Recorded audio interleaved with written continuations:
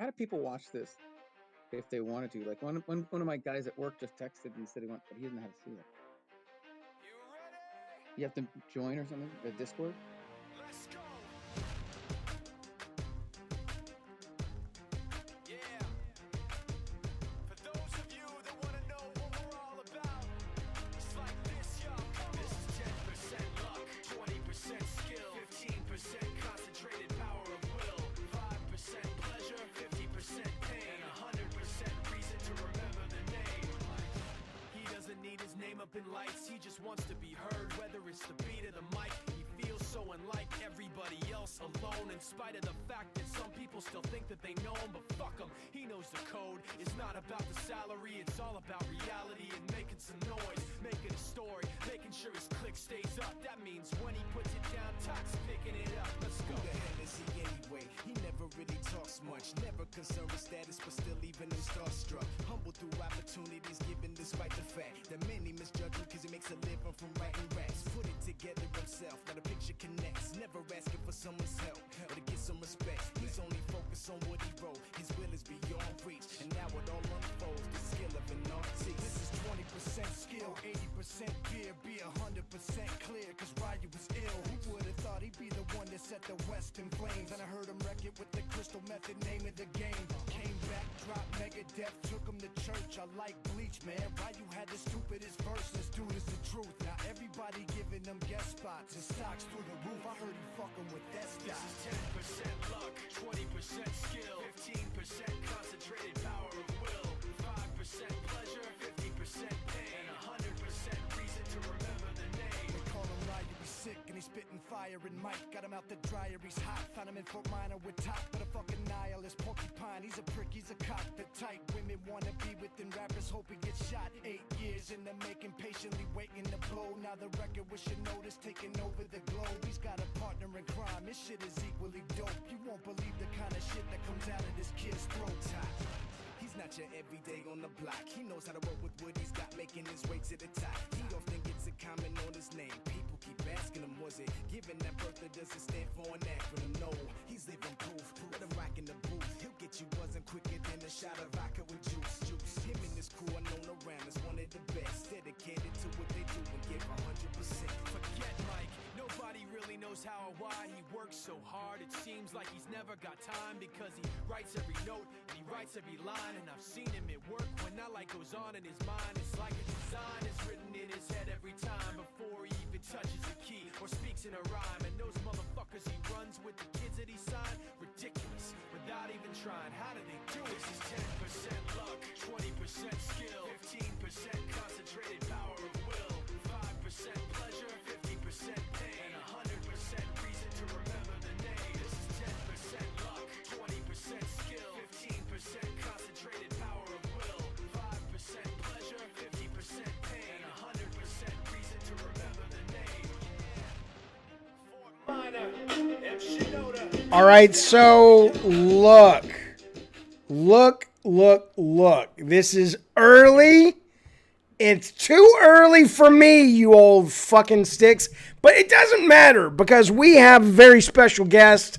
I'm looking at him right now. You can't see him yet. You're just looking at the floating Coke can.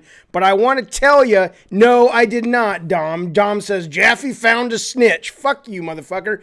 This guy is PlayStation royalty. I expect you guys to put on your pants, not piss on the carpet, and act like fucking gentlemen and gentle ladies around him because he is the real goddamn deal, and he's just left Sony, and he's here to chat with us about all kinds of amazing things like what he's been doing, what he's built for Sony, what the future holds, blah, blah, blah, blah, blah, blah, blah. If you want to call in at some time and ask questions, you can do that. I will bring you on at the appropriate time, or if you want to do it in text, you can do that as well.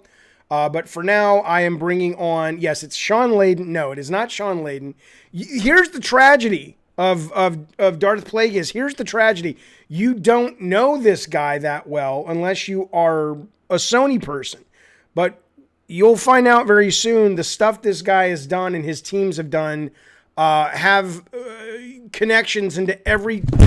There goes the microphone. Every title that you guys and me love from Sony. So here he is. This direct from Las Vegas, of the Las Vegas Mumbauers. This is Mikey Mumbauer on your screen right now. He's dressed up and everything, put on makeup for you. Boom, there he is. Michael the Mumbauer. How you doing? Doing well. Thanks for having me on. Oh, I don't do interviews, so this is a new experience. I YouTubed you because honestly, I was trying to spell your name, and I'm like, I don't know how to spell Mumbauer. And so I was like, yeah, you've only done a couple of interviews that I found online and stuff. But so what I don't want to do, let me just do some preamble here. Two key preambles to get off the. I hate the fucking. You want a dog? I'll send him to Encinitas right now. The preamble number one is that I'm going to give you, and Michael's going to give you a history of what he's been doing. It's not going to be one of those interviews. It's going to be more of a conversation. Mike and I have known each other for quite some time. I can't stand biographies. I can't stand interviews where it's like, oh, I'm here to talk about the space shuttle explosion and how aliens caused it. Okay, but first, let's go back to you when you were 8. What got you into who gives a shit? We want to talk about the real shit. That's preamble number one. Preamble number two is Mike bleeds Sony blue. I bleed a lot of different console colors, but we both love Sony. We're not here to, dig up, we're not going to tell you about crazy shit like, the fact that Shuhei Yoshida likes to dress up like a mermaid. We're not going to say that, right? That's not the kind of conversation we're going to have. We're not going to take the piss out of Sony. We both have great affection for Sony. But we are going to talk about the industry, how it's changing, how Sony is changing, what gamers can expect from Sony. And obviously people want to know, because Mike is the guy who built this sort of top secret team at Sony San Diego that a lot of people speculate is making Uncharted. Mike left recently. A lot of people have been leaving Sony recently. I have theories. I want to get those confirmed or debunked. And Mike is doing something very exciting. He's just starting a company right now, which I think you guys are going to be very interested in because the vision is very fucking cool. As a gamer, as a consumer of media, the vision is very cool. And I hope he calls me and says, Jaffe, do something with me on this because it's pretty fucking awesome. Michael Mumbauer, how you doing? I'm good. Thank you for having me. This is cool. Like I said, I don't know how this is going to go because I've never done this, so this is new. Well, it's going to go, I'm going to ask, and the chat's going to ask whatever they want. And you, obviously, you're going to be able to answer certain things and certain things you can't, or you can, but you won't. So let's just jump right in. Yeah.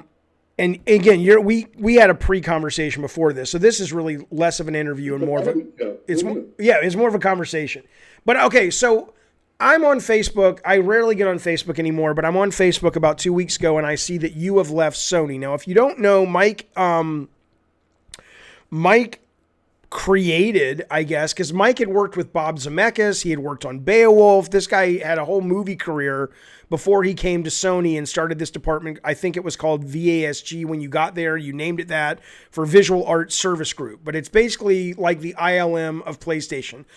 Cutscenes, performance capture, modeling, sets. You guys towards the end were actually doing development. I mean, you guys had your hands in everything. Everything from that to like even dynamic themes on PlayStation 3 or 4 you guys made, right? I mean, it was pretty much all inclusive, correct? Yeah, that's true. And you built it from scratch.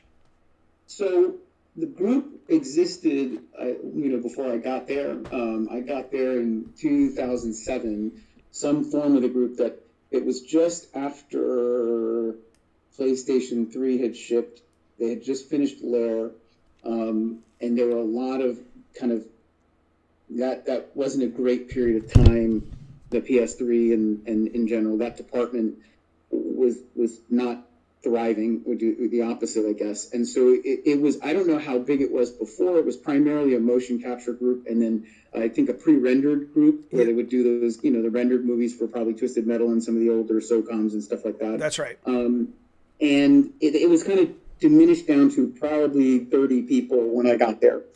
And I think that when I got there, I came there to basically manage an animation team where there was no animation team. It was really mostly mocap. And they kind of said, listen, we're not sure how this is going to go. The guy who had ran the group, as soon as I got there, about a month after he left, he resigned and he left. And so that they looked at me and they said, hey, what do you think about taking this over? At that point, I knew it was like, things aren't super great, but it sounds like an interesting opportunity. And I saw so much potential. So I said, hell yeah, let me try. And I said, if it doesn't work, I'll just head up back to LA. But view was, I'm like, let's do something great here and see what we can make of this.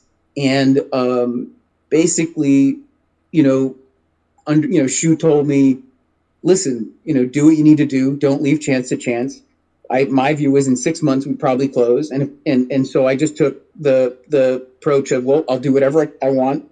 They armed me with a lot of freedom, a relatively blank check, and they said, make of it what you want. And I took a lot of the stuff that I'd learned in film, the camera, the digital cinematography stuff, the digital character stuff, the R&D work we did on that, the mocap pipelines, the animation pipelines, and then just did a turnaround on it and built something that I would want when I was in development. Right. If I was, because I was a developer before that. That's right. And you had made some games as well. So what I saw a vision for what made sense for me, instead of pre-render, I wanted to be, well, let's be in the engine. Let's be co-developing with them. Let's build the stuff that they can't build, and let's do the R&D on the stuff that they don't have time to do. So give some people some examples of, like, I mean, you guys let's just take The Last of Us Part 2. Sure. Mm-hmm. Your group that you ran and built did what on that game? Like, to give people an idea of the scope of what you guys contribute. So the tough part is on that. I'm not even sure that the total number of people. I have to think. It was probably, I'm sure, well over 100 from our group that touched it. There were probably 8, maybe more than 100. There were 80 at least that just worked on the animation. So the cinematics, most of Naughty Dog's cinematic stuff comes to San Diego. So when you look at the movies that are made, production of that, and it's the numbers are probably between 80 to 90% of the work for cinematic animation production happens it did happen with my team. So we built that team to take the burden off them so that they could focus on the game. Right. So we did all that. We spend years building and creating the characters. So Ellie and Joel and Abby and all that stuff, and their body scanning those things, making their rigs, designing how they move, and building the performance capture pipelines, doing all the capture and mocap. That was us. And we did co-development, so there would be engineering on it, right? So we did, you can see it in the credits, right? So there's all kinds of stuff in the dev portion that we did. That was hitting the dev side of it. And when you guys made the models for Ellie and stuff, I'm just curious because I don't remember the in-game real-time player-controlled model. When you guys went to real-time cinematics, did you swap out for a higher res, or it was the same model? On that game, it's the same model. So you guys you guys made the models for the characters that the actual game was using? It's not that. That's the hardest part about this particular group. Everything between Naughty Dog, specifically Naughty Dog, and that team is so integrated. Right. There isn't a thing I can say, even when I say, okay, the cinematic animation, that would mean that there's no cinematic animators at Naughty Dog, and that's not true. Right. Okay. It's just the majority of the animators are in my team. But everything is intertwined, right? So what happens is that they will design the visual of Ellie, and then we will make it with them, but a lot of it is made by us. And then we will create it, how it moves.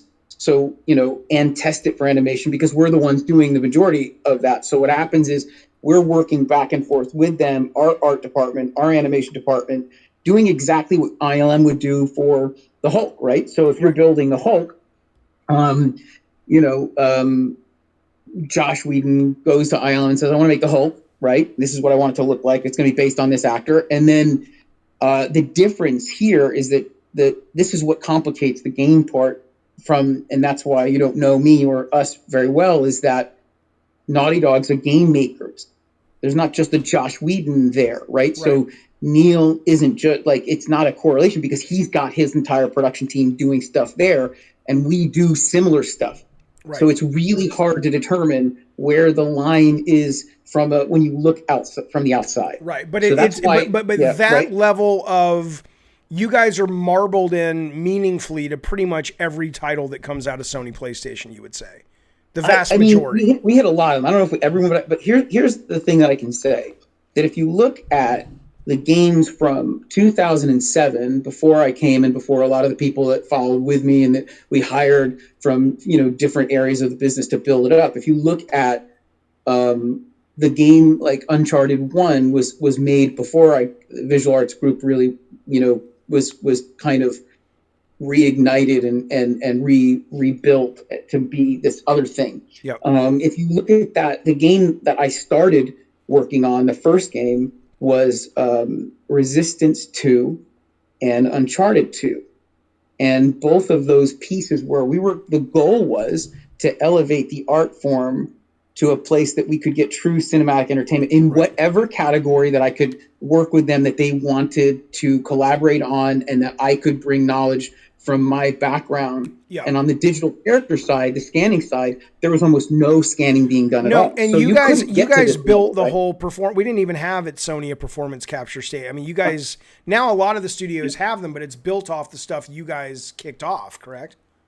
There was variations of, they had mocap, and they were doing facial, performance capture in a very different way. But the problem is they didn't have systems. They didn't have the architecture back end to turn it into digital characters that really were believable. So they could do the front piece of it, but they couldn't really do the back end internally.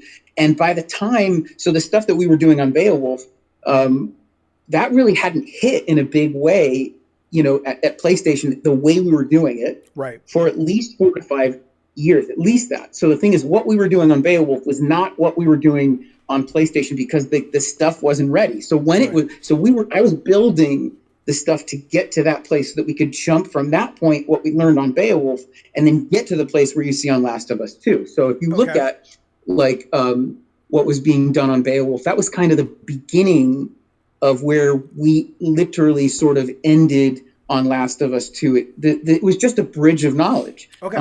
But I can't. So like I said, I can't take credit personally or the group for all things, because everything's collaborative. But what I can tell you is that what most people don't know is how much of a hand that the team down in San Diego has, and how good that team is. And it's been people, the people that respect and love that team, have called it the ILM of games. And I think, I'm honored that right. Well, you guys also worked on non-Sony games for a while, right? I mean, some of them. Yeah. EA came in and did Titanfall with you guys, right?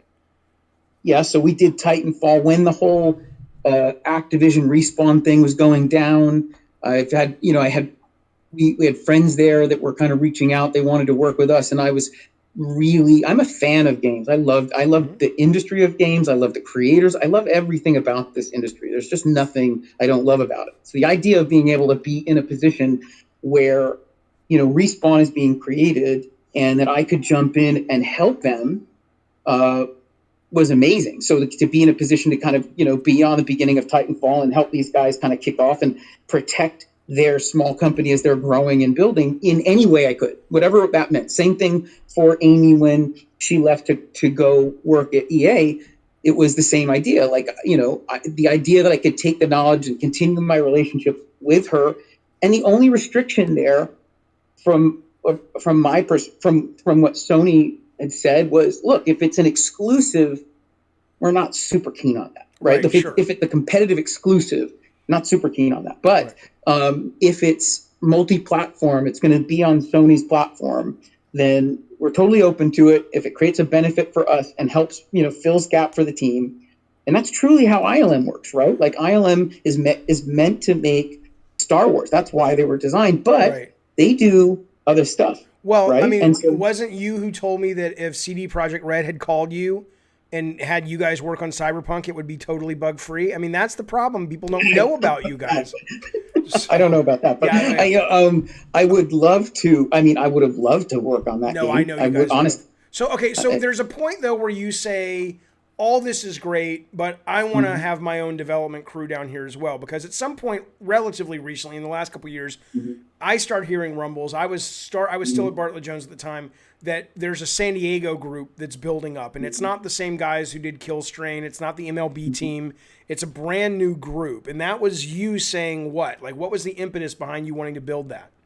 So there's the tough part is it's really hard to tell you why I have done a lot of the things that I've done, other than what I loved about that group, and in particular the 13 years I spent there. From the beginning, whenever I saw an opportunity, whenever I saw something that could help express my own desires to grow as a person and as an artist or as a business person or whatever, I wanted to chase those desires and would present them. And unless there was a no, let's give it a shot. So as early as like after Uncharted, one of the first things we did was, the motion comic stuff. I don't know if you remember, that was kind of hot. I do. And I went, get into this. Let's do this. This sounds really cool. Like you guys did the, you mean like the movies for Motorstorm Apocalypse were in that style? That same thing. Yeah. So, but I sat with Amy and I said, I would love to do a motion comic of Uncharted. How cool would it be to do something in that space? And she sat down. She said, "Yeah, that would be cool."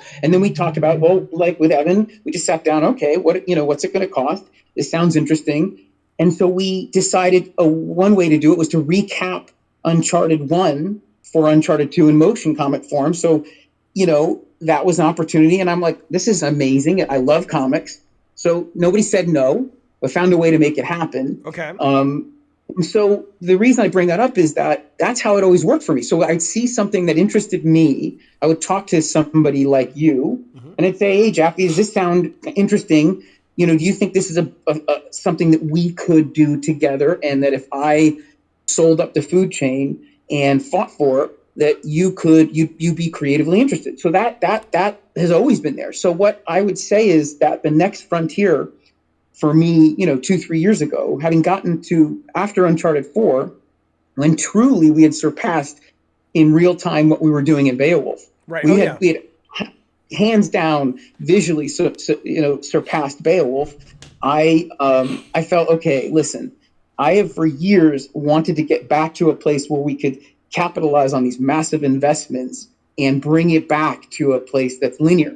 We have a game, and that's amazing, but why don't we see if we can make shows of this game in the exact format that it is in terms of its, visual, right? So are you saying the team that you built in San Diego was doing linear work, or were they making a game? Because the rumor is they're making a game. They were making a game, but I started wanting to make a show. Okay. The goal to make television shows based on games that we were doing that are at the visual fidelity, right, of what would have been movies then. So that was my pitch. The pitch was I'd go to Neil, right? I'd go to Shannon and then Corey, and I'd say, listen, it's time, y'all. Like, we got to do this stuff. We have spent so much money on this. Let's build something. But the problem was you need to be a game developer to do it, because you want to do it in the engine. Right. And the thing is, I wanted to build a team that was taking the stuff that we did, and this is during the Sean Layden idea of like, let's do IP expansion.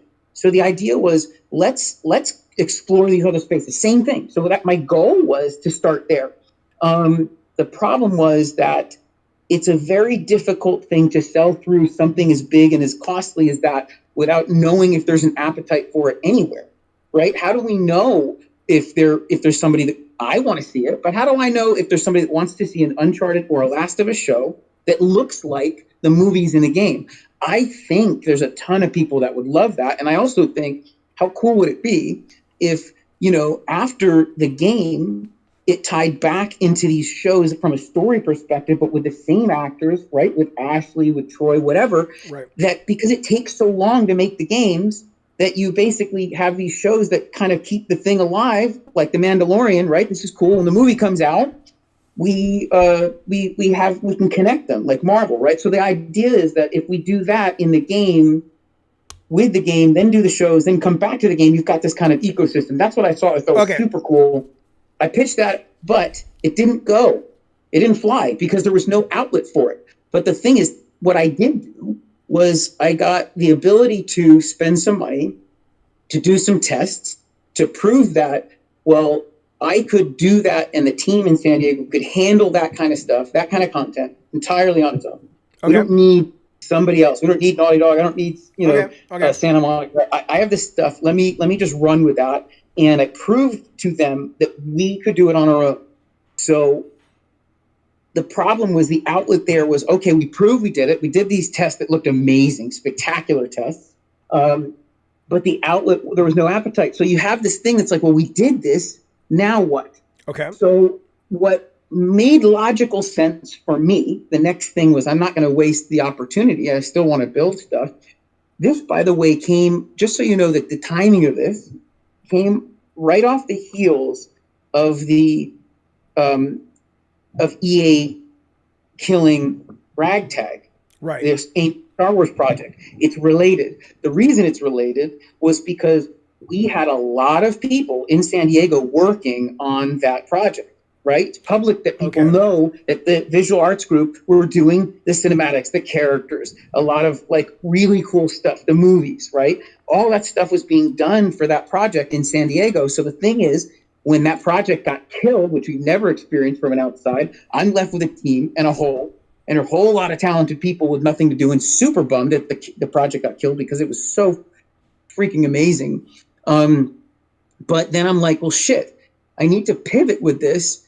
So the pivot was, what about an Uncharted show? What about a God of War show? What about this? So that's the pivot. But the thing is, the appetite wasn't there, but I still have these people. Okay. And I still have ideas.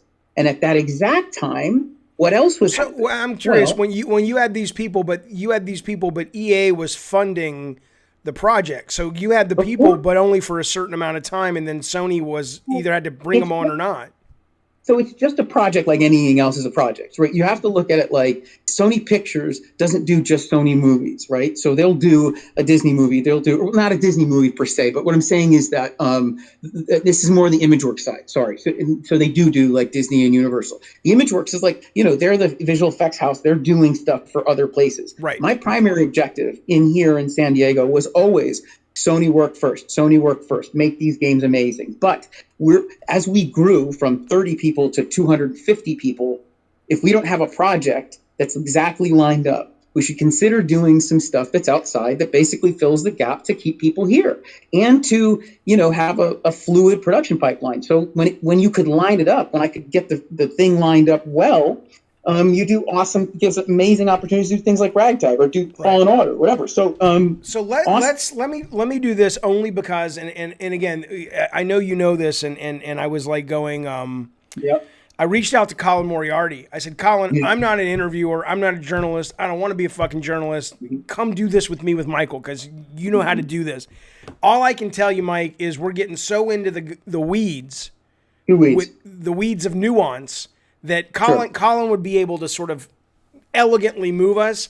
I'm a bull in a china shop. Here's what I want to know. I know you're going to get to the game. I want to know about the game. So I'm there. You have to understand the backstory of what that group was. So what you want is it pivoted to a game team. Yes, I got that. Because at that time, Sean Layden was very interested also in remakes. Remakes, okay. Right? Uh-huh. So when you look at Crash Bandicoot, he tested the waters to say, hey, is there an appetite for Crash Bandicoot? Okay. So if I can't do shows, what else can I do with this people, and what opportunities can I do for IP expansion? So remakes and remasters were the things that I was chasing after. Okay. So that's why the dev team was built. Okay, so you guys were doing a remake. I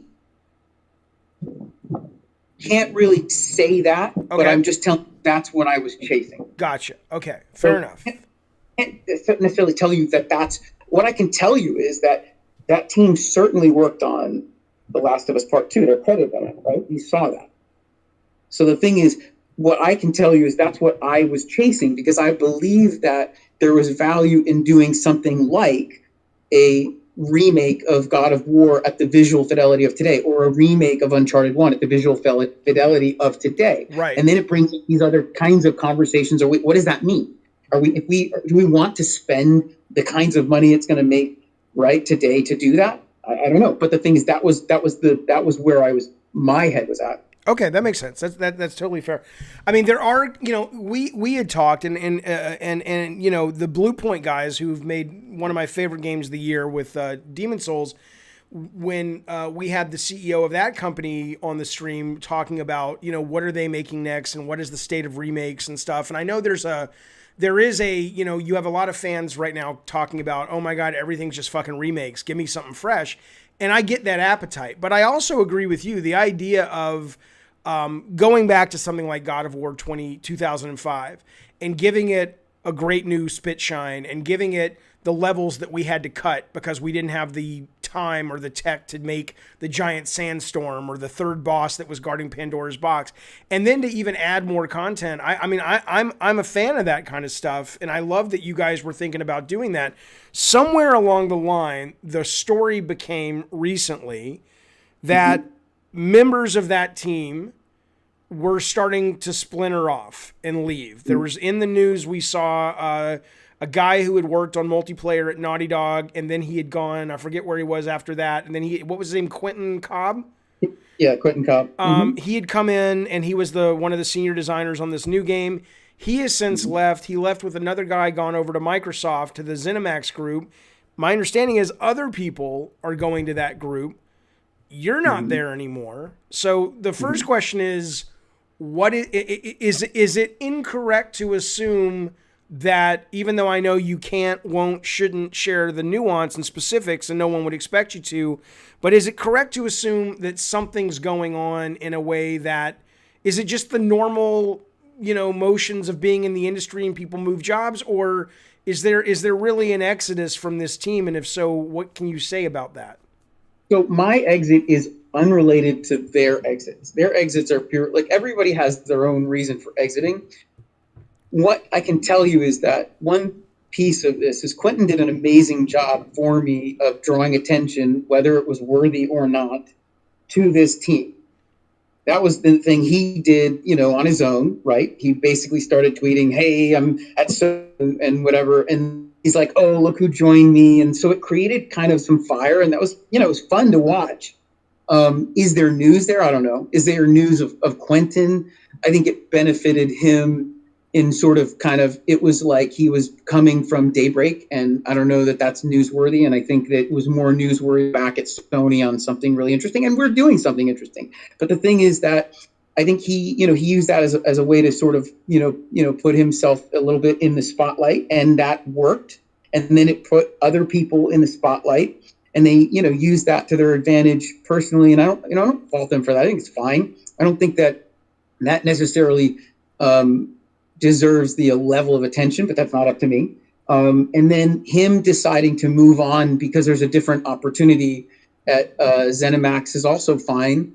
I think that what's interesting is that ZeniMax is coming into San Diego. San Diego has not been a huge market for game studios. It's a small market for game studios, right? Certainly compared to LA and whatnot. Sure. Yeah. Yeah. So why did ZeniMax pick, why did they pick San Diego? I'm curious about that. Like, what's the strategy there? Well, do you think, do you think ZeniMax is coming down and they're going to pull a bunch of your people from that team that you built? Do you think that's the idea? I think that's the thing. I think that the funny thing is this, right? And I don't know, but I'm saying if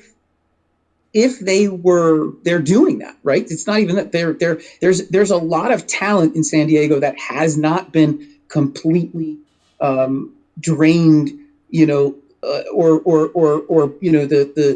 the sort of the general transition of talent in like LA.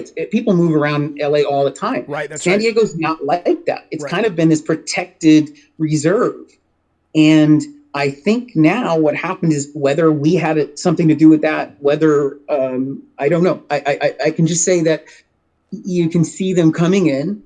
The appetite for the talent clearly is high, and the talent here that we have is very high. That group is amazing. Oh, yeah, so no, like absolutely. it's got some of the best talent in the business anywhere. They are. So for Microsoft, whether conscious or unconscious, knowing that, but opening shop exposes somebody like, Quentin, who has got a very vocal, very happy to, like, listen, I'm here, come with me. It helped. It benefited me when he came and he did that for Sony, and now he's just doing that for ZeniMax. I don't think that necessarily means that it's bleeding talent as much as it's Quentin recruiting, right? Okay, that's fair. And that's fair.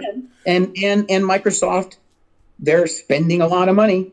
Right. So well, that was here. Right? I have a theory, and I would love, because I mean, I was at Sony a little longer than you, but you've been there.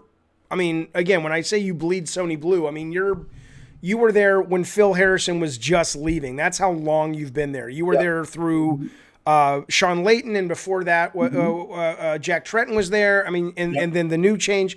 So I have this theory, and I've made a video about it, and people are like, you're right, Jaffe, you're a fucking moron, Jaffe. I want to run this by you. But first I want to tell you there's somebody in the chat, and I think they can go fuck themselves, because here's what they said. They said that whoever your guest is more handsome than I am. And I want you guys to know that whenever I go out, like with Michael Mumbauer at Comic-Con, or we're out in public, the ladies all swarm to me. Yes, he's better looking, but they're intimidated by that. They don't want to be with a guy that looks like Mumbauer. He looks like a fucking model.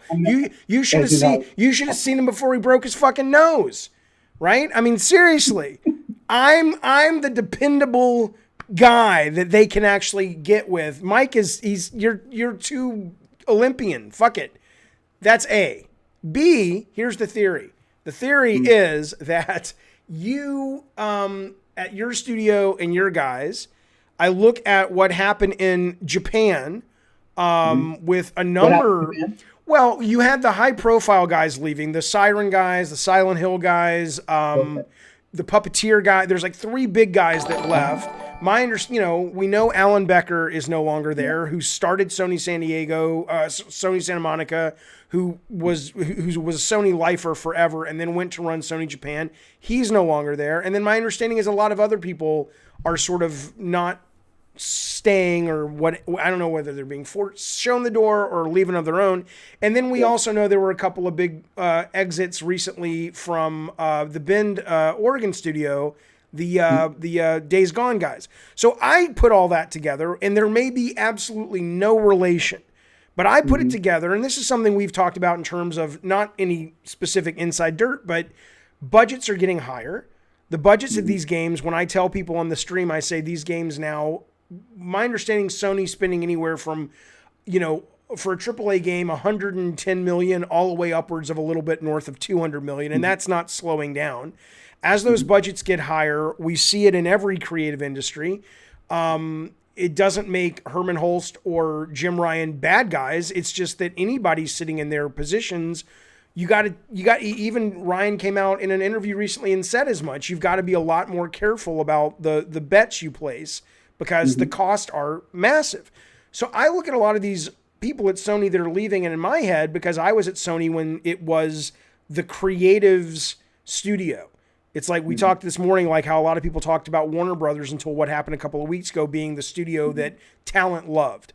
You came to Sony, if you could get a green light or get a meeting at Sony, it wasn't just EA, make a shooter, make a racing game. It was like, what's your vision? What's your passion? How can we help you? How can we work together? My understanding is that, or my theory is, a lot of this exodus is happening because as the budgets have gone up and the restrictions have come in out of necessity because the budgets have gone up, the people who are pushing against that are starting to go, this is no longer home for me. Am I just adding all kinds of crazy shit that's not there? Or do you think there's some meaningful validity to that theory? I think change is normal. And I think that that doesn't even mean that it's bad. It just means that whenever there's a change, the people either kind of be like, okay, this is the direction it's going, is the direction that makes sense for my future, or it's just, and whether it's a business change or not, right? So the thing is, I think when you bring all that up, I think that I think like when I first got there and Phil Harrison was in charge, and I'll be honest, like one of my favorite people in Sony and in the industry period is Shu Yoshida. Yeah, she's like, amazing. I mean, the guy, amazing human being, and so I can't think of a person that has affected my career more than him at Sony. And the thing is, though, when I started it there, what was the first thing that Shu did? Like when Shu was given the reins of Worldwide Studios from Phil, right? Do you remember like what were the major changes he did? I want to say there were a bunch of projects that got killed. Right. Which ones?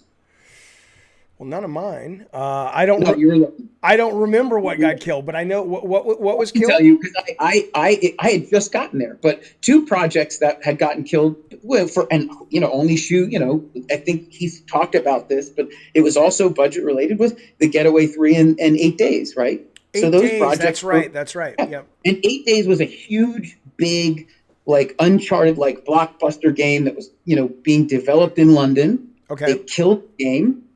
And then a ton of people left London. Do you remember that? Like a ton of really good people left London. But the reason is that they changed. They didn't do 8 Days anymore, and they started moving into iPet.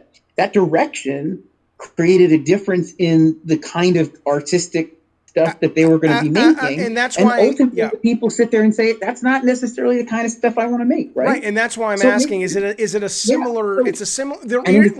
Here's why I'm asking.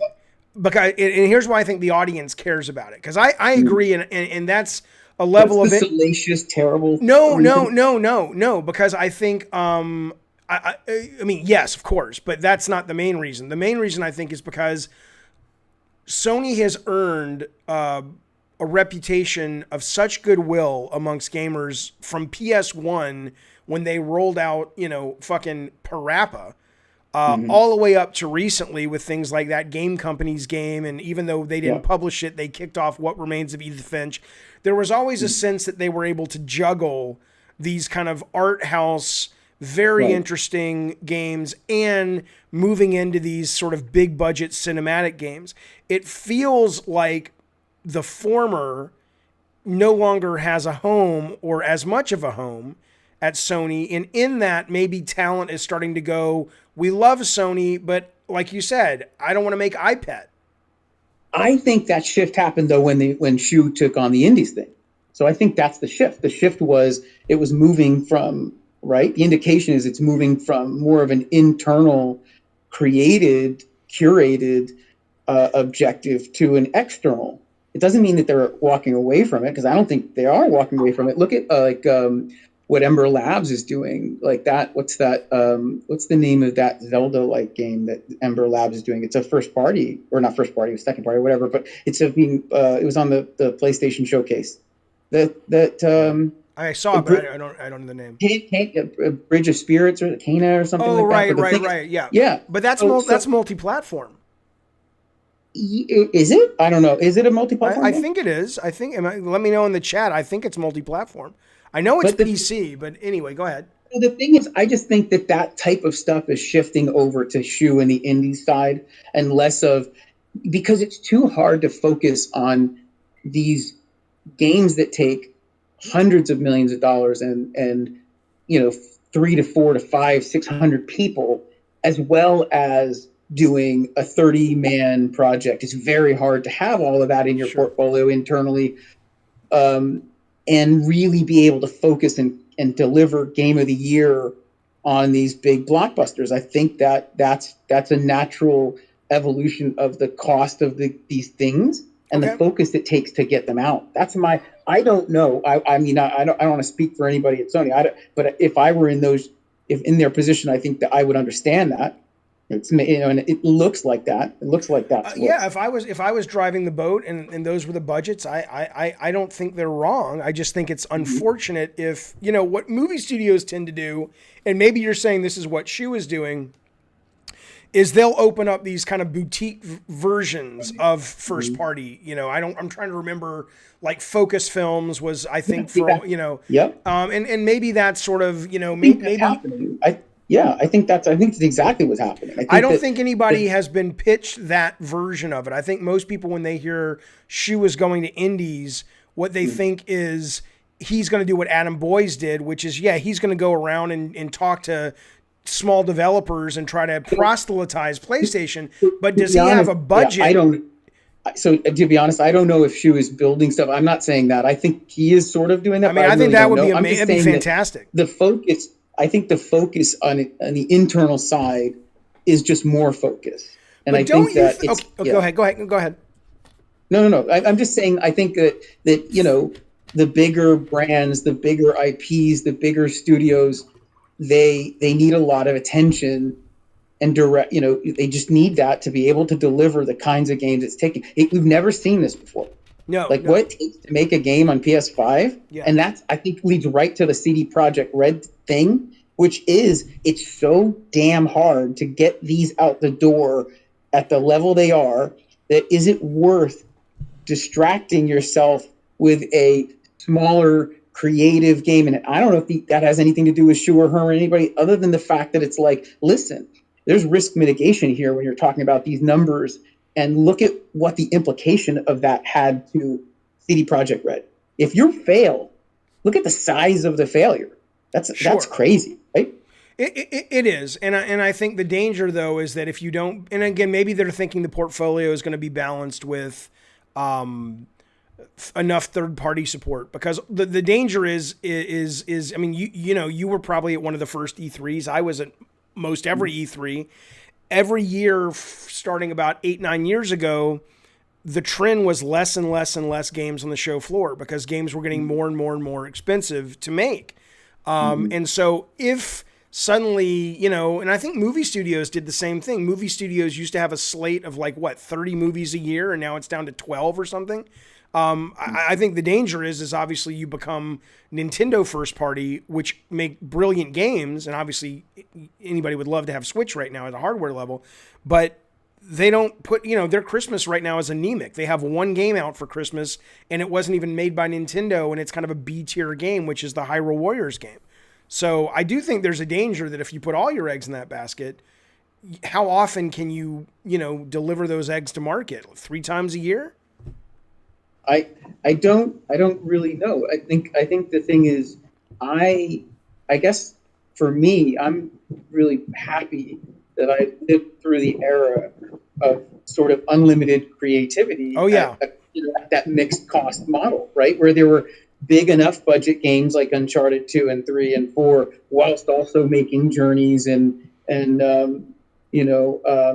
whatever, Knack or whatever the games are that are experimental dreams, right? Like the reality is we live through that. The ability for you to go and say, oh, I want to make Drawn to Death, that's amazing. That there's just an appetite to allow you to experiment and explore. And I'm not saying that that's not there. I don't know. I just think that it's more risky now. It's harder now. It's just harder now. It is. Let me ask you one more thing about that, then we'll move on. And by the way, I want to let people in the chat know, I've seen the super chats coming through. I will read them. Save your money. There will be a point where Michael can take questions and stuff, but right now I can't. I don't want to distract from the conversation. So I will get to the 2 that have come in, but just chill on that for a minute. I appreciate it. It's very generous, but just wait for a minute because I don't want to disrespect your generosity. So you and I both love Shu. Shu's the kind of guy, at least from his output, it's the cliche of Babe Ruth being the home run king, but also the strikeout king. You're going to have misses when you take big swings like Shu does. Do you think it's an accurate guess do you think it's an accurate read that the reason Shu is no longer in the position he was in, even though I do agree that I think the indie space is exactly where that guy lives and breathes and eats and is going to do amazing things, continue to do amazing things.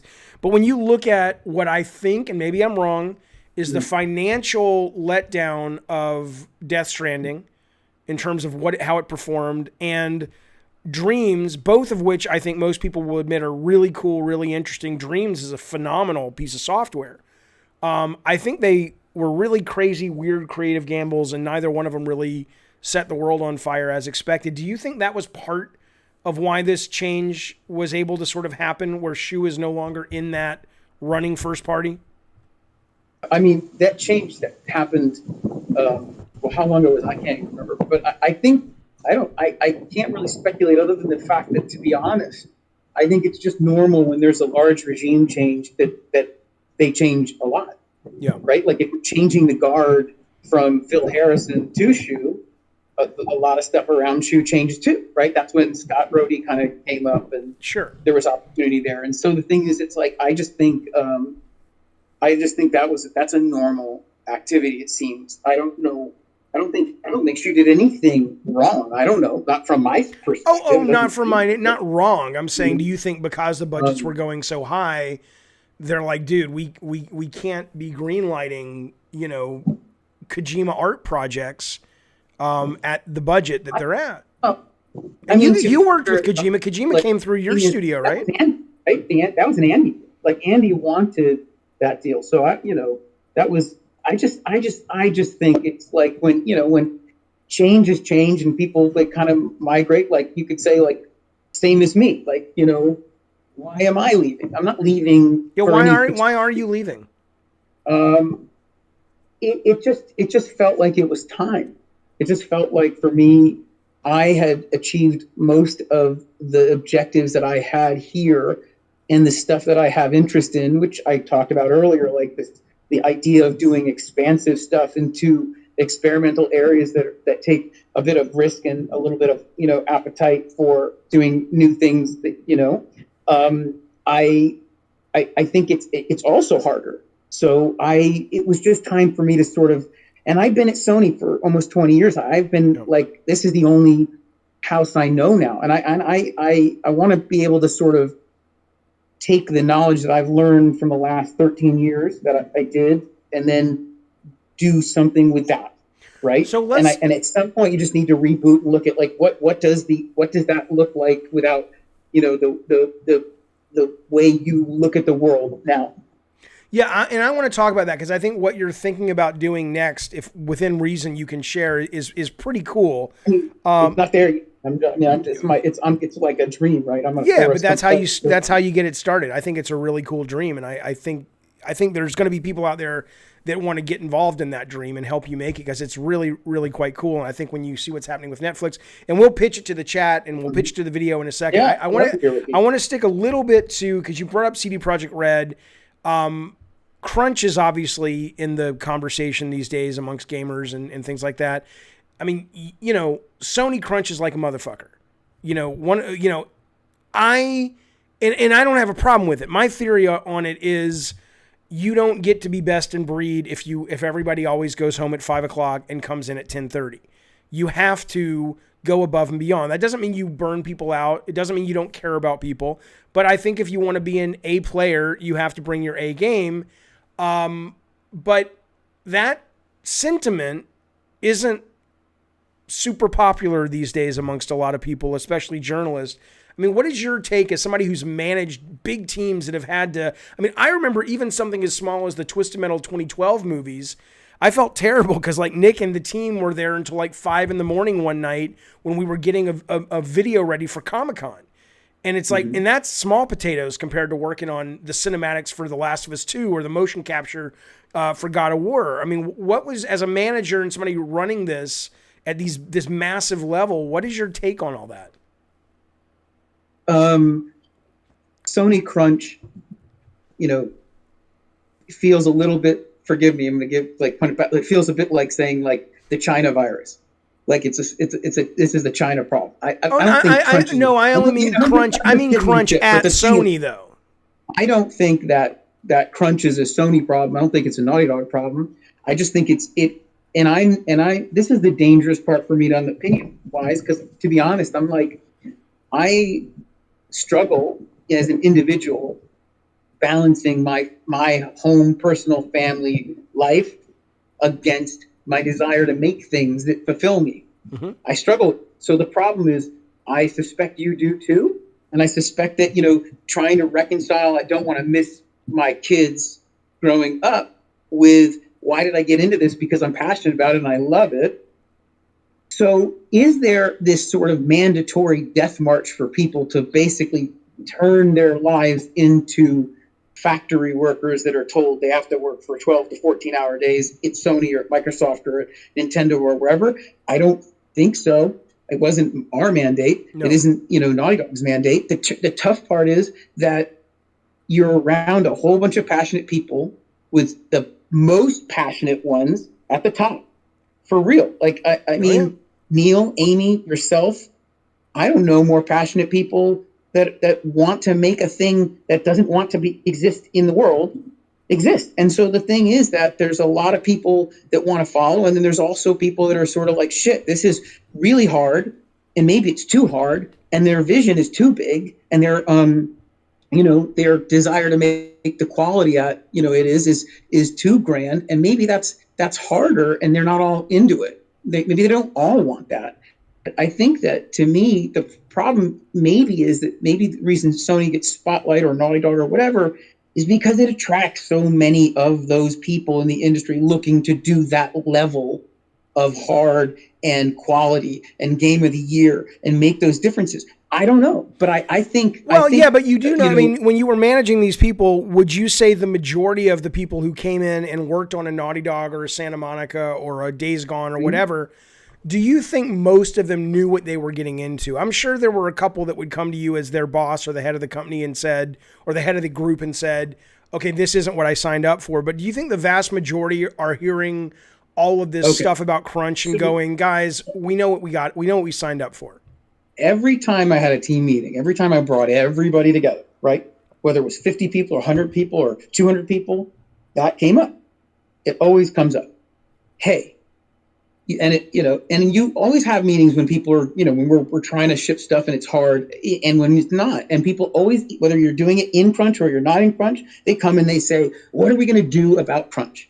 Yeah. How can we adjust? And then the kind of thing that is always tough too, because you look at it like, well, crunch is a result of mismanaged schedules. That's the simplified version. I'm just saying that. A lot of people say that. I don't agree. I don't agree with that. I agree, but I'm telling you that you will hear that a lot of people say, if we manage the schedule better, we could stop crunch. The problem is, and I'd love to hear your take on this.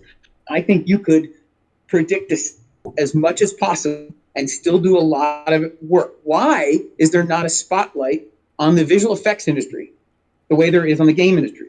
Because visual effects artists work just as long, maybe harder, and nobody's taught. Like, I don't see the same level of spotlight. I talk about it every time people try to virtue signal, make games unionized, and I say, look, motherfucker, do you see what happened to the visual effects industry? And not all visual effects guys were unionized. I know some were, a lot weren't. But the minute games unionize, you're going to have the same thing. That industry, correct me if I'm wrong, because you know more about it than I do, but my understanding is that industry is pretty much decimated, or was, like if you look at rhythm and hues and all that stuff when it comes to Pi, because you can outsource this shit all over the world now for less money. So the minute you've got a bunch of below-the-line folks on a video game going, we're unionizing, so fuck you, Sony. We're only gonna, if we're going to work past 6, we want double overtime. Sony can be we appreciate it, but we're going to go with this group in Taiwan who's going to rig the models for half the cost, and we don't give a shit when they come into work. What's the issue we're talking about? Are we talking about the economics of crunch, or are we talking about the pain it takes on people's lives? Like, what part of that are we talking about? Well, I'm only talking about it because you brought up management as an excuse that a lot of people say, oh, it's a management issue. And I'm like, and a lot of people bring it. Well, I don't think it's a management issue. It isn't a badly run company. I don't think, let me tell you something. Scott Campbell with Twisted Metal, the motherfucker was a producer for the military doing flight simulators. I mean, that was is serious. Forget missing a launch for PlayStation 5. Forget CD Projekt Red having bugs. If his shit had bugs, people learned to fly the goddamn planes wrong, right? So, and he crunched like a motherfucker with his team. Shannon Studstill, one of the best producers I've ever worked with, the God of War team's notorious for not going home, right? I mean, I would. So when the thing is, you can't tell me Shannon's not sitting around going, I don't know how to manage. I'm shitty at keeping a schedule. Right. The process of making games or anything, because here's what we don't have in games. We don't have screenplays, right? We don't have a blueprint. Now, one could argue maybe we should, And that would come at the expense of creativity, but it would improve production. But I can't hand the VASG group, or I can't hand Sony Santa Monica a script and say, this is the new Twisted Metal, go. It doesn't work that way. You're making it up as you're making the game. Right. And so here's the other thing that my take on this issue when I started at Sony PlayStation 2007. I came down. One of the mandates of the management team that was there prior to me, all the managers that I inherited, I all said, hey guys, look, the reputation's not great and the quality's not great. And how are we going to fix this? And they said, well, this is the old guard. They said, well, let's, as long as it is whatever you need to do, whatever we need to do, we're on board. As long as it takes 8 hours. And the tough part for me was that I had come from, maybe 5 years earlier, not the ImageWorks piece of that, but 5 years earlier to Acclaim shipping wrestling games where I needed to rely on internal service teams at Acclaim. And I was there at 6 or 7 having to make a deadline. And I'd call the New York team and say, I need my stuff. And they'd say, hey guys, well, you'll get it tomorrow. We leave at 5. I said, why are you leaving at 5? I'm still here and I need this stuff. And they're like, listen, if we crunch for you, we crunch for everybody. And I said, yeah, but everybody, we have games we have to make and I'm up to schedule and I can't do my job unless you give me the stuff. And so I need you to be able to give it to me. Okay. So he said, yeah, sorry, it's not our problem. We're going to be out at 5. So the thing is, when I got to San Diego and the idea was, well, that was the team that if I was at Naughty Dog and I was calling that team and I said I needed my stuff and Naughty Dog says, hey, can you get this to me? And the answer would be, well, I could get it to you, but we're clocking out at 5. I'm like, I'm not your team. So what I said to the people there is I said, guys, we're going to match whatever we need to do that on the dev side's, doing so that we can be a reliable partner for them, right? So that they can trust us and that they know that we're in the trenches with them. Right. And whether that's right or wrong, that's how I fixed it. That was one aspect of how I don't think it's wrong. I think it's only wrong if it's absolutely right if you want to play in the big leagues. I mean, I'm so fucking tired of it's like greatness. Do you think the SpaceX launches happen from because the people they're working on are working from 9 to 5? Right, I mean, exactly. Think they're checking out at 5, but why?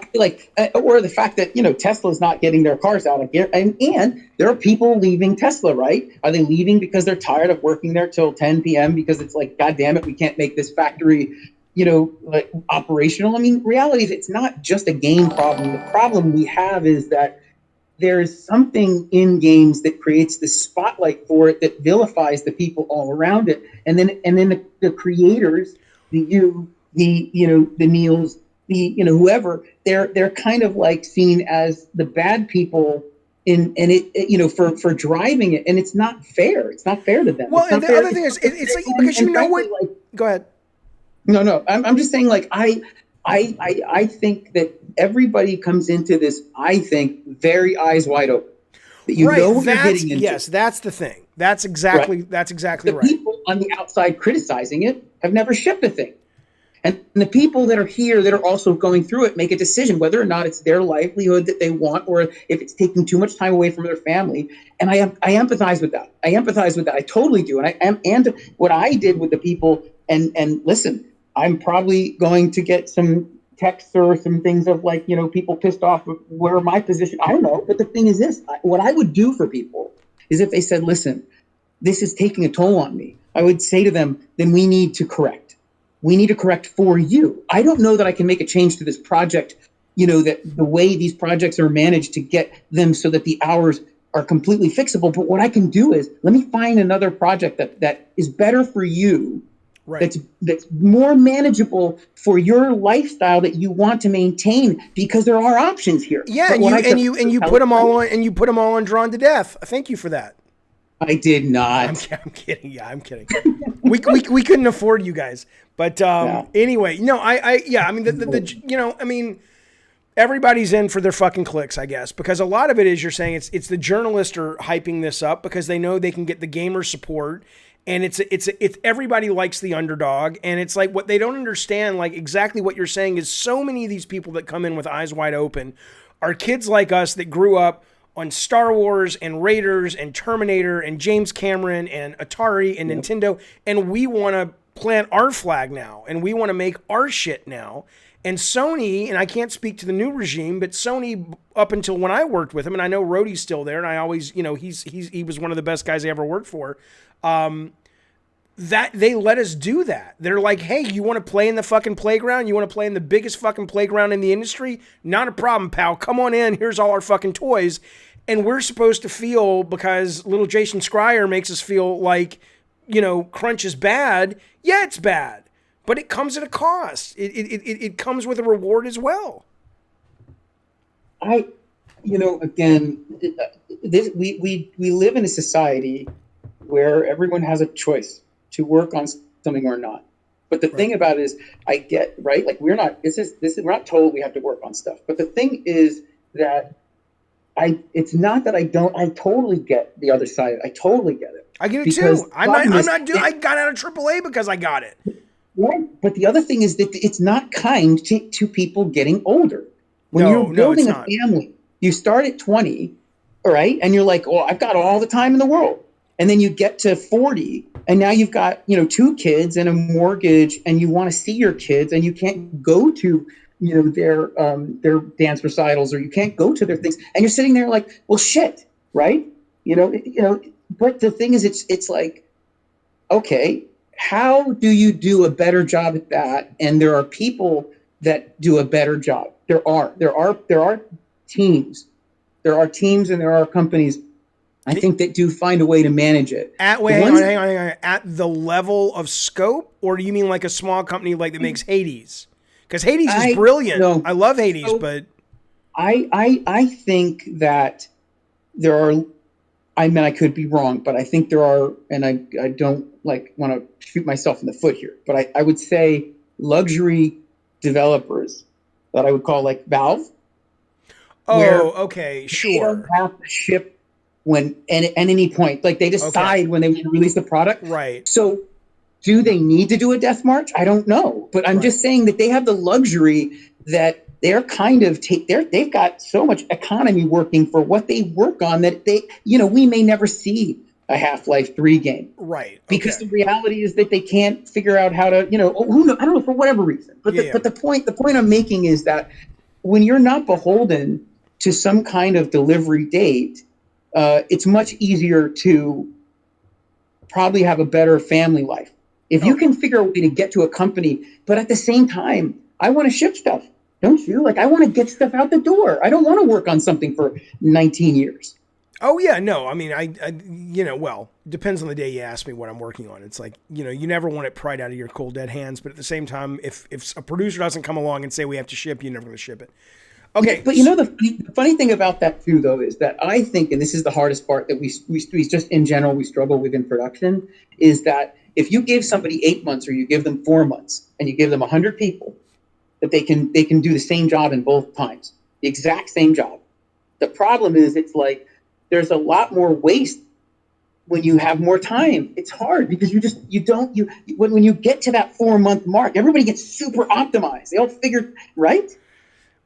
Ish, right? Because if all things are equal and you give both groups a design document that really doesn't waver and doesn't vacillate, I think you're absolutely right.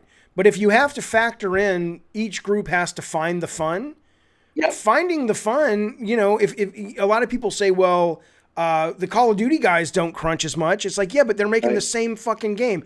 I'm not taking anything away from Call of Duty. Do they not? So that's the thing. Do they not crunch? They do. I'm not saying they don't work their asses off, but I'm saying a lot of people bring them up as like, well, you don't hear about that team crunching as bad as Naughty Dog. It's like, yeah, but Naughty Dog's reinventing the wheel, the axle, the doors, the rear view mirror almost every time they step up to the plate.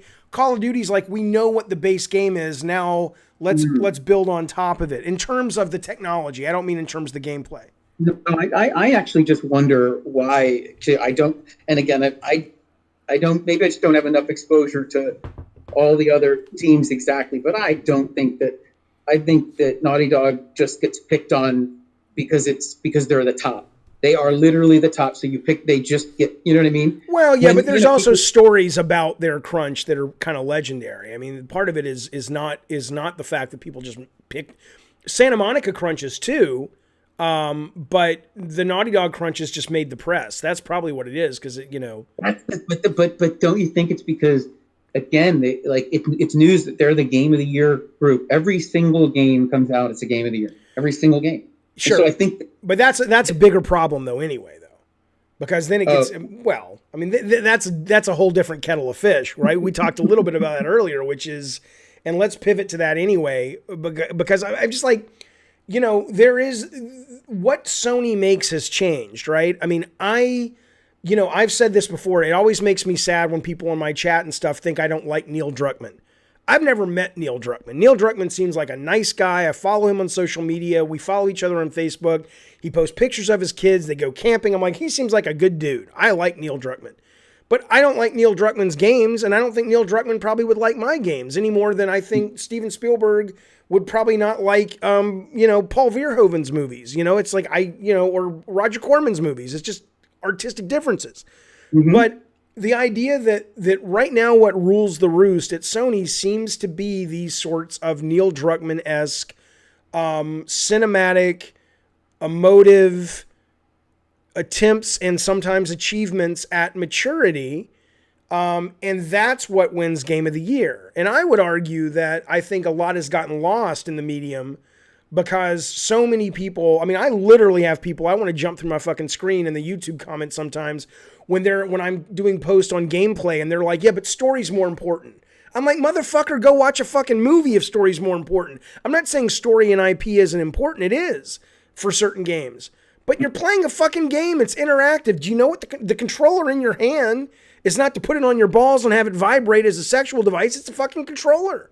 So, I mean, you've watched this shift. You've watched us go from MotorStorm Apocalypse. So is this the argument between pure game versus, not enough game, too much story?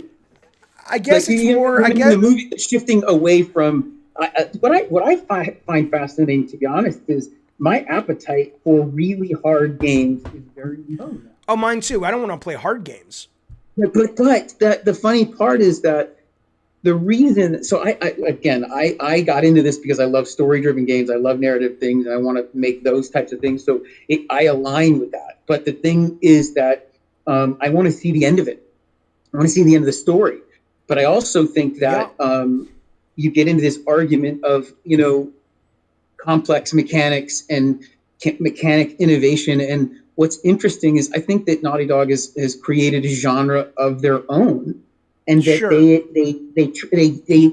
kind of funnel the people in, that are into that experience to that genre, and it works. Like, it's just, what you're going in for. I think that's, what I mean? Yeah, I am in the minority because there are millions of people who love those games, and Sony, of course, is continuing to double down on the budget of those games because they sell through the fucking roof. I just, as sort of a purist, I'm just like, oh. Really? I was playing Valhalla the other day, and literally at the beginning, every 2 minutes, less than that, every maybe 45 seconds, my control is taken away for like, oh, let me fucking tell you a fucking story, and I'm, fuck you, I want to fucking get my sword and kill people. That's me, though. Hate the story. So you hate the cinematic pieces of it. I love storytelling in games. I love IP in games. I think that the video game industry remains probably the most fertile ground for imaginative, creative expression that exists. I've always thought that, and I still think that. I mean, but I look at something like What Remains of Edith Finch as the high watermark. That's storytelling, that's IP creation, and that's not saying let's watch a movie. Now, if you said to me, like you've said to me, because your new vision, which I love, is I want to build correct me, I'm going to pitch you your own company, but I like it so much I'm excited to pitch it to you. Michael Mumbauer's new company. I'm raising money, folks, from Mumbauer's company. The chat's over there.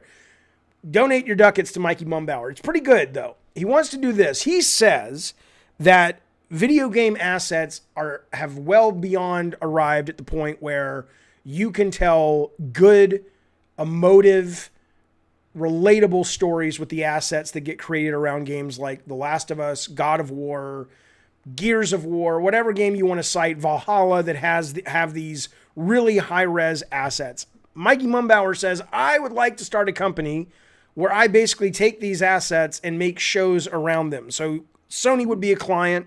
Sony comes to you and says, we want to do an animated God of War Netflix series, 12-episode maxi series, what have you, and it's all done with the assets. Obviously, you got to tweak a little bit, tune a little bit, but you want to build a whole suite of shows and entertainment around linear storytelling based on nonlinear properties using the assets that were created for today's generation of nonlinear properties. That's the gist, correct?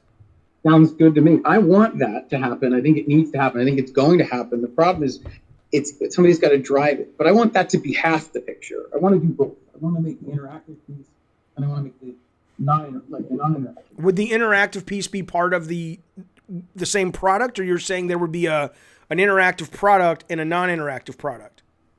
Because that's where you get into trouble. I see. Yeah, but I don't think so. See, I see it as two. I see it as you make a game. Like, the funny thing is nobody's really done this well yet, or done it exactly like this, and people talk about it. Even as far back as like the Matrix games, where they were like, okay, well, let's make the game that'll connect to the movie, and you kind of. Right. So, but the thing is, it takes 3 years, 4 years to make a game. 2, if you're lucky. Most AAA games are not 2 years. That's right. And so 3 years is pretty much standard, and it's getting into 4, right? So between that time, if I had Death Stranding game, and I wanted to experience more of that universe, and instead of having to wait 4 years to do so, I would love to have on Netflix that season 1, season 2, season 3, game 2. Right. That to me is awesome because it keeps it alive for me. What's the difference between that? Look, I'm up till 2 a.m. last night watching I'm not going to spoil anything. No one worry, but better get on it, bitches, because I'm up till 2 a.m. watching Mandalorian season 2 finale last night. Fucking phenomenal. You're absolutely right. If I could now go over to Game Pass or PS Now or EA Play, whatever. I'm not going to get into that yet. But if I could, something good as the show in its medium, right? Yeah, if I could now continue that while I'm waiting for them to make the next series, that would be great. I would love it. I would absolutely love it. That's the thing I'm curious. Would people love it? Do they care? So to me, what I always thought, like, I'm excited just like everybody is about the HBO Last of Us show. Absolutely. It's an amazing accomplishment for Naughty Dog. It's an amazing accomplishment for Neil. And I'm so excited for him and for them to be able to see. It's amazing. Having said that, I personally would still love to see the continuation of the story of Ellie and Joel as Ashley and Troy in whatever. I mean, obviously, don't want to bring the controversy there, but I'm just saying, like, Backlash to Joel, that series, whatever, go back seat, right? In the show, but it looks just like the movies in the game. Yeah. I think we're ready for that now. I think that we have the Witcher show with Henry Cavill or whatever, and that's cool. But the thing is, I wouldn't mind seeing at Naughty Dog fidelity, at Naughty Dog quality, that both the shows with that are kind of adult animation, and then the games that are the game. I agree. That's what I would like. Who's going to do that? Well, maybe you. That'd be cool. Maybe you. So I got lost on a train of thought when I was thinking about the Naughty Dog. About you were saying about the HBO show about Last of Us. So let me just ask you point blank: do you think, like, I came into the industry as sort of a backdoor? I wanted to make movies, and Sony offered me a testing position. I needed money, and I went off and built a career, which I love, and I'm always grateful for Sony for. I look at people like Kojima. I look at people like Neil. Again, I've met Kojima once. I've never met Neil Druckmann at all. And I go, would those guys just be happier making movies? Like, do you think if the HBO series takes off and Neil's engaged with it, do you think he really wants to be putting up with the interactive part of all this? Or would he rather be on a set directing actors and writing screenplays and not worrying about, oh, fuck, now the player's got to take control for 20 minutes? I can't speak for Neil, but I know Neil loves games, and you can see it in the games he makes. I know he loves games. So Okay. But here's the thing. Can you fault anyone for, and whether this happens or not, but can you fault anyone who wants new challenges that are in like creative challenges, sort of feel like, hey, I have reached the pinnacle potentially here, and there's a new opportunity here. And if I get that opportunity, and I'm kind of at the bottom of this opportunity, and I need to grow, and this is going to force me to grow, shit, man, that sounds amazing to me. But the reality is, I can't fault anyone for that. Yeah. So if he does that, amazing. If he doesn't do it, then the gamers win. If he does both, everybody wins. I don't think you can really do both though meaningfully. This is a whole new world we're embarking on, which is so cool. So the cool thing is this. Yeah, but I just to be clear what I mean though, it's like they just announced the other day that like Vin Diesel is the executive producer of Art 2. No, he's not. No, he's not. Right. It's a vanity credit. It's not like real. He's in the trenches. Remember, what is it? Chronicles of Riddick or whatever. Remember that? Yeah. The Star Breeze or whatever. Yeah. No, well, I don't remember, but there was a movie and there was a game, wasn't it? Yeah, there was. No, Butcher Bay was the game. Yeah. He's been always trying, for whatever reason, Vin Diesel, it must be a gamer, right? He's been always trying to kind of figure, he's trying to be the celebrity film guy trying to figure out how to connect the pieces. He's done now.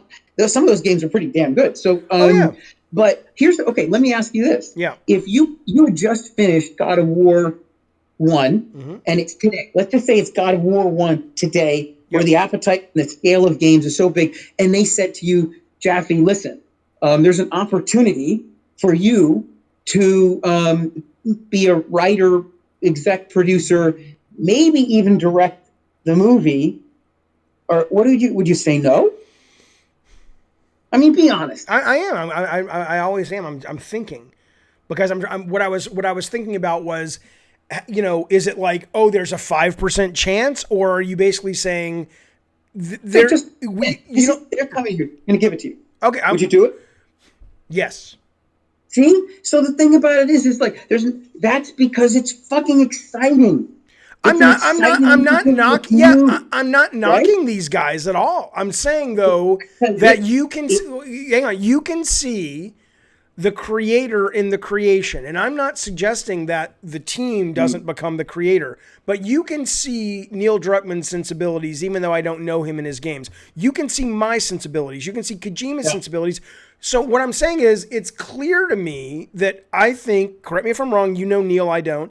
It's clear to me that Neil's passion, though, is telling a story that has ambiance and is deep characters and has a message about not like an on the nose message, but he's expressing something that's important to him through his storytelling. That trumps a new aiming system for The Last of Us Part 3.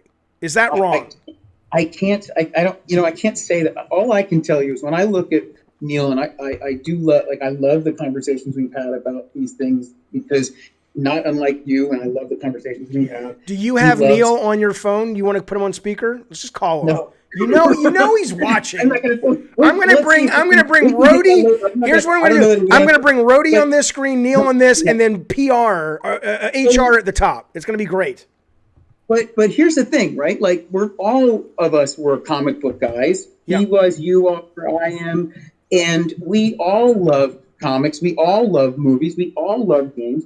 And I think we all want to do all of those things. Yeah, I've always wanted to do it. I always if I had an opportunity to do a movie, I would do it in a heartbeat. I would do all those things. The thing is that what I see with Neil, and I think it's really, I admire this, is that he is taking risks and he has got the opportunity to do so, and he doesn't have to, but he is. And the other thing is that, like, look, I see that as no different than Frank Miller, right? Who takes Batman and makes one of my favorite Batman stories ever. Right. And it is a dark story. and it is violent, and it is new. And we grew up on that. Yep. And that's not Bob Kane's Batman. That's not Batman, but it forever changed Batman in a good way. It opened up the opportunity for this character to be more of an adult, and it led to his next thing, which is Sin City. And then it also led to him doing political things. Right. And so it also led to him directing a movie, which was terrible. Dark Knight a political agenda-ridden thing?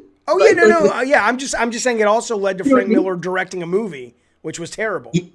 But I'm just saying, you look at the trajectory of somebody like Frank Miller, and you're like, would you go back and look at The Dark Knight and say, based on whatever that thing or the things that he's done recently, and say this guy had a political agenda, or was he just putting the thing out there that was in his head at the time, and that's what spoke to him? Oh well, are we talking about? Okay, that's different. Okay, let me ask you. And here's what I'd like to do. Tell me if you're down with this. Okay, because I know. Okay, I want to ask you one more question that is very much on my mind about. I'm going to jump out at around 12:50. So if you wanted to do any questions and stuff, should be just okay. I'm going to ask you a fast question, then I'm going to open it up to the chat to ask you whatever they want to ask you, and you can answer what you want. Okay.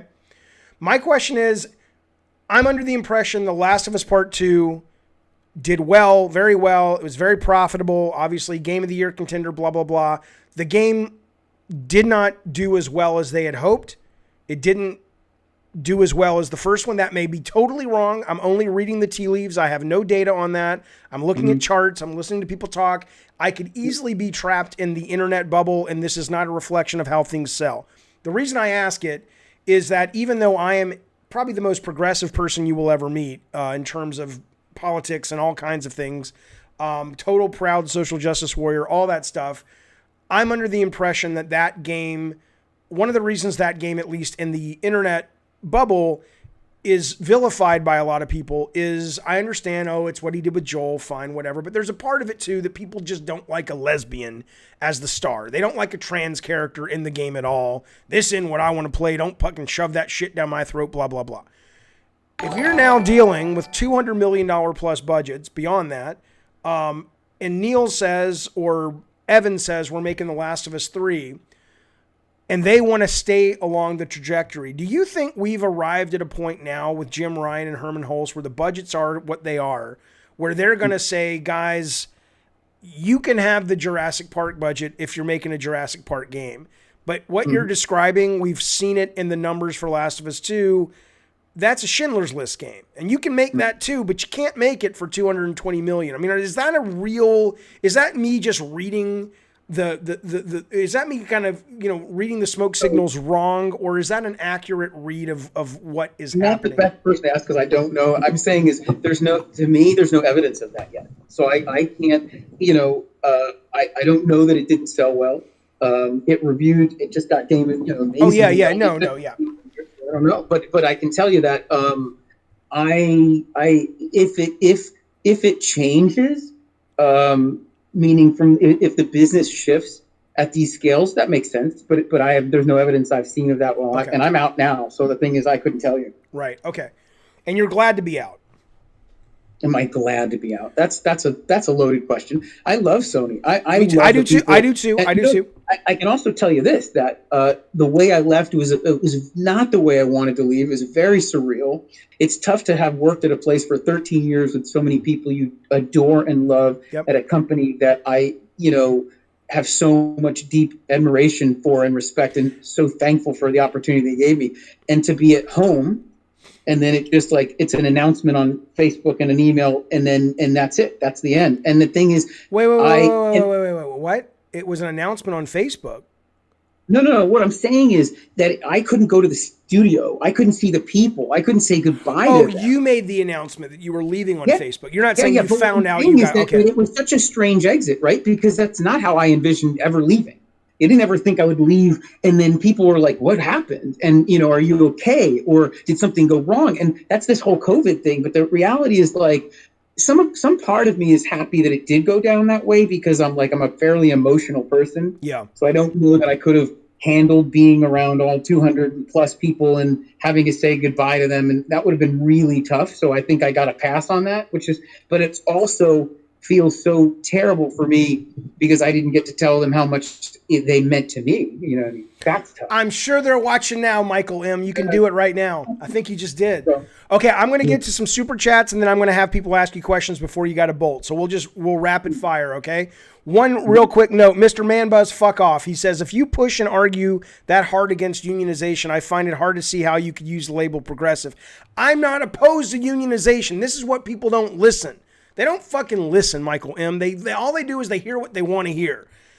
I'm not opposed to unionization, you motherfucker. What I'm saying is until the people who want to unionize find a mechanism to apply pressure to the publishers are just going to say, yeah, that's great, you've unionized. You know what? We'll do what we did with the effects artists. We'll go overseas. We'll go to Taiwan. I'm not against unionizing. I'm against morons who act like all you have to do is stand up and hold a placard that says unions now and it's done. You guys have no plan. You have no indication of how you're going to tell Sony we're not working tonight, and Sony's going to go, oh, well, we can't pick up the phone and call 20 other companies around the world. So don't come at me, you moron, if you don't even fucking listen to what I'm saying. Michael Mumbauer, super chat time. Here we go. Saturn Tubes dropped some ducats into the bin. He says, has anybody made the joke Mumbauer and Sons yet? I don't know what he's talking about. What do you got? What's that? He says, has anybody made the joke Mumbauer and Sons? What does that mean? You and me, money's gone, baby. You already spent it. Wile E. Coyote dropped some money. He says, at the end of God of War 3, whose idea was it that allowed you to punch in Zeus's face for eternity? I loved it. Probably Stig's, right? Oh, what, for God of War 3? Yeah, did you work on 3? Yeah, but I mean, not a ton. I mean, but what is his question is why did he wants to know who came up with the idea of continually beating up Zeus's face. That was probably Stig. Or Eric. I don't know. I don't know. Yeah, I don't know.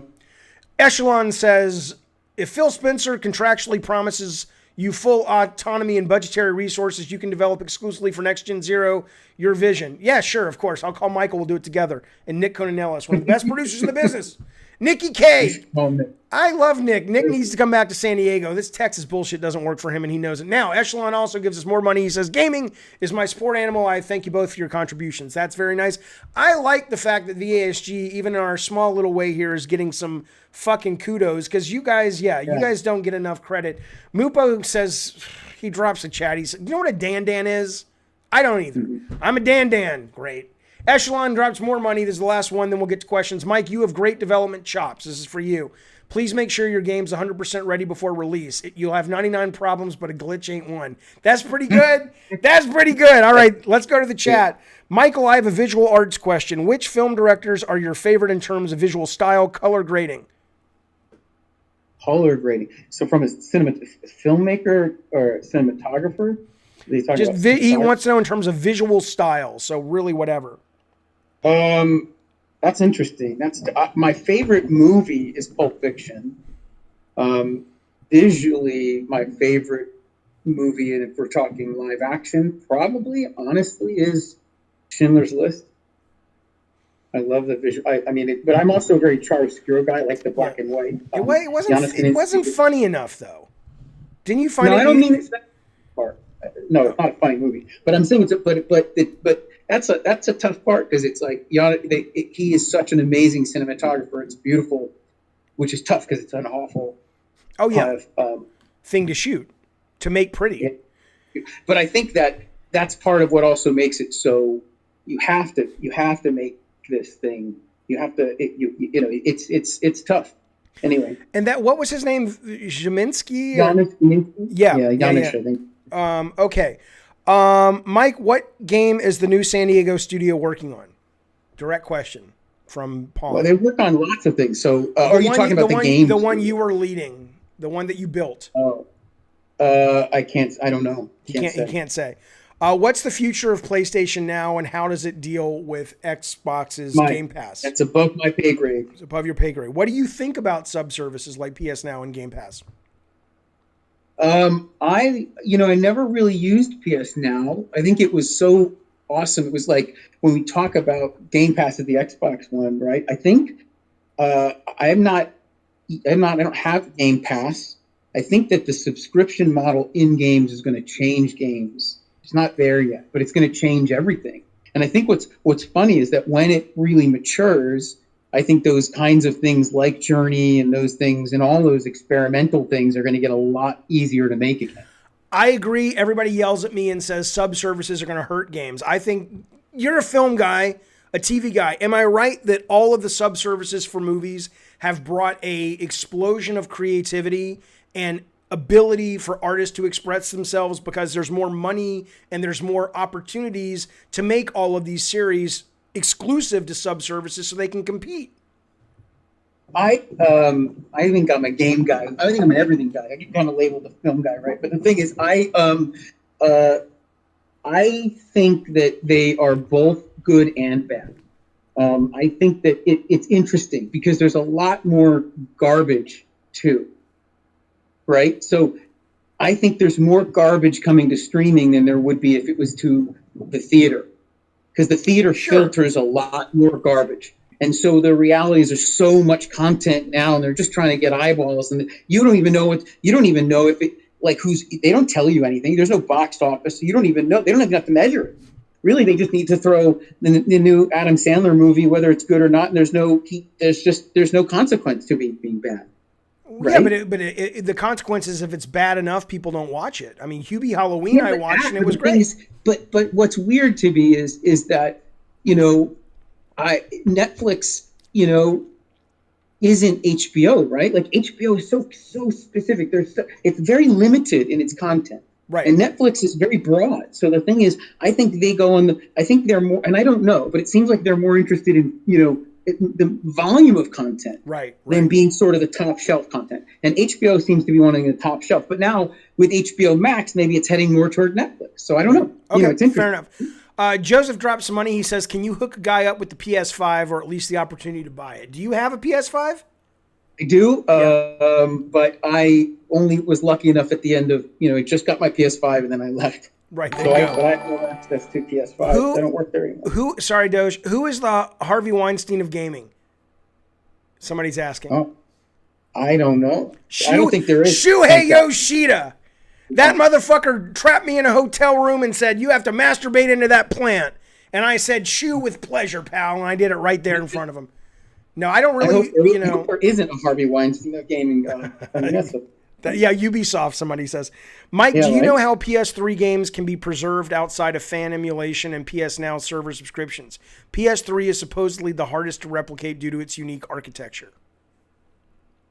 Dude, I missed the beginning piece of that. He's asking about preservation of games, given that, especially on PS3, because you can't really emulate those because the kind of architecture in the hardware. And he's kind of like, do you have any thoughts on that? Well, I'm sure they will emulate it. I don't think I'm pretty sure that it can be emulated. I just don't know if there's putting any effort into doing that. Okay. I don't, I've got to imagine they can. Okay.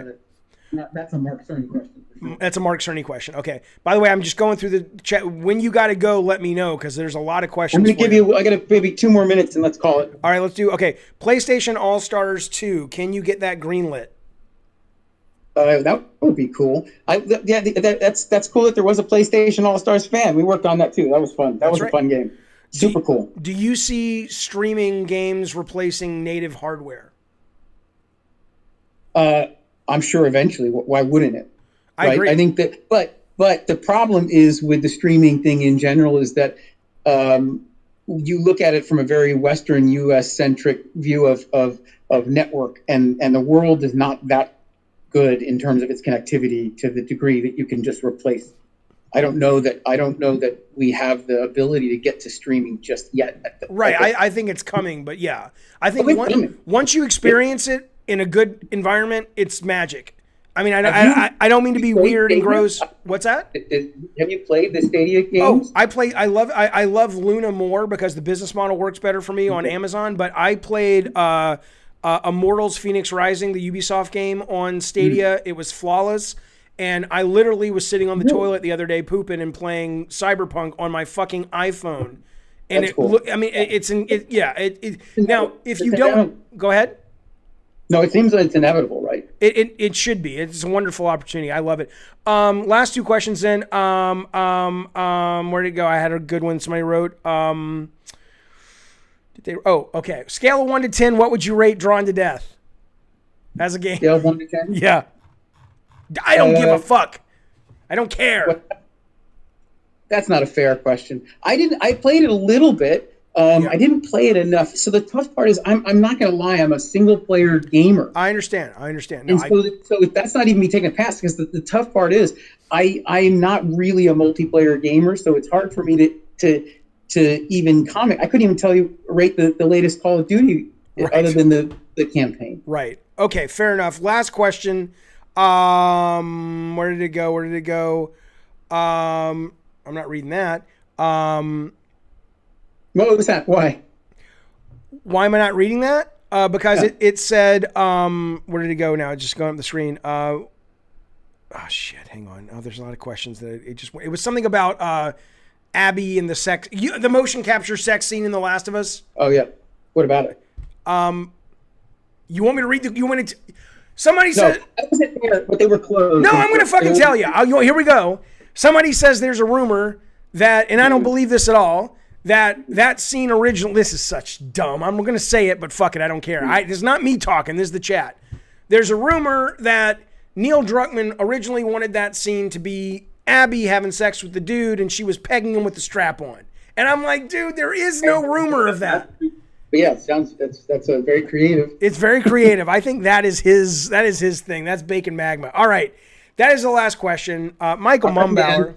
What's that? Thanks. I hope this was fun. I really enjoyed it. I love talking to you about this stuff on camera or off. I'm so excited for your new adventure. I think it's real. I'm excited for your new baby. Do something else will be at your local coffee shop serving coffee. Well, me too. We'll serve it together once the pandemic ends. So if people want to follow you though, what is your handle? You have a Twitter account now, right? The thing is, I think it's. Do you want people to follow you? I don't know if you want them to. I don't. They can't. I'm not. That's the thing. I'm really quiet, so I'm not even on Twitter. Maybe here's what I'm getting at. If somebody's out there going, you know what, I actually have ducats. I'm an investor. I like what Mumbauer's talking about. How can they find you?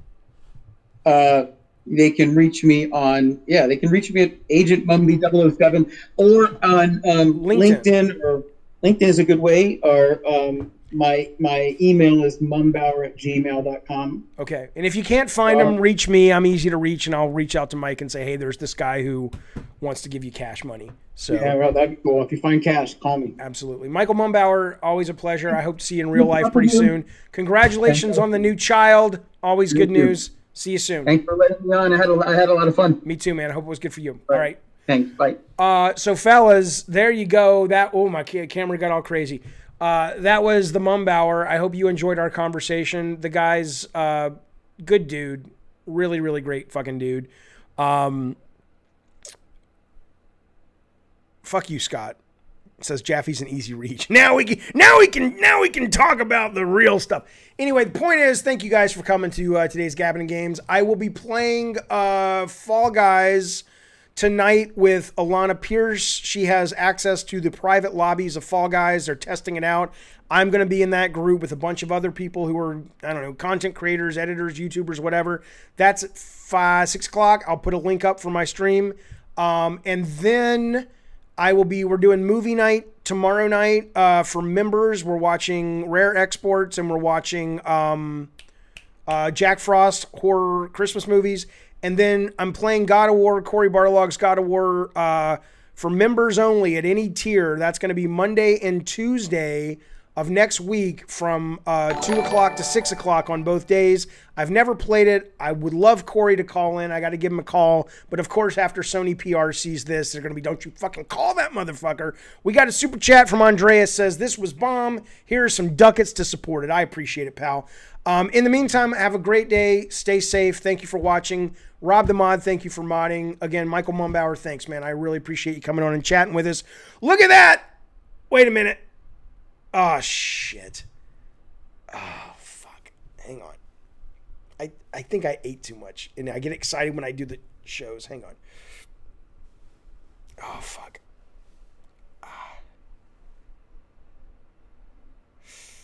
Yeah, like the stream. That's right. Oh, I feel so much better. Oh, it wasn't a bowel movement. It was Kevin Duffy has joined the Diet Soda Soldiers. He will be there to watch the movie with us this weekend. He will be there to watch the God of War stream. I appreciate it. Everybody who's a member, give him some Taylor Swift and Phil Spencer love. I bet our newest member, Kevin Duffy, would appreciate it. Fellas, that is the Gabbin' and Games. I will see you guys soon. I hope you're well. Be safe out there in the world with the COVID. Good night, everybody. Good day, whatever. See ya. Bye.